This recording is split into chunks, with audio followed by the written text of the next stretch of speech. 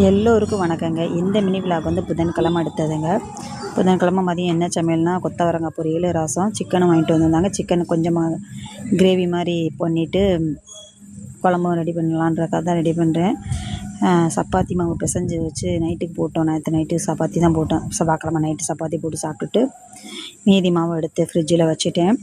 அதை காலையில் சிக்கனை கொஞ்சம் குழம்பு மாதிரி வச்சுட்டு பூரி போட்டு சாப்பிட்டோம். அப்புறம் மதிய சமையலுக்கு தான் இது ரெடி ஆகிட்டுருக்குது.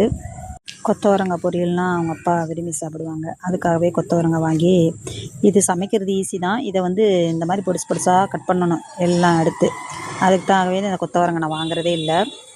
அதுக்காகவே சொல்லுவாங்க, நீ மார்க்கெட்டுக்கு போனேன்னா உனக்கு எந்த செஞ்சால் ஈஸியான வேலையாக இருக்குமோ அந்த மாதிரி காயாக பார்த்து தான் நீ வாங்குவ, பிடிச்ச மாதிரி காயெல்லாம் வாங்க மாட்டேன்னு சொல்லுவாங்க. சரி, அவங்களுக்காகவே கொத்தவரங்காவும் வாங்கிட்டு வந்து இன்றைக்கி பொரிச்சு கொடுத்துடலாமேன்னு அதான் ரெடி பண்ணிகிட்ருக்கேன்.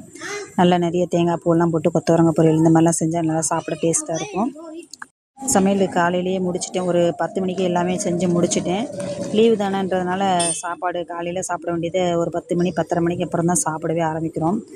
இப்போ ஃப்ரீயாக தானே இருக்கிறோன்றதுனால.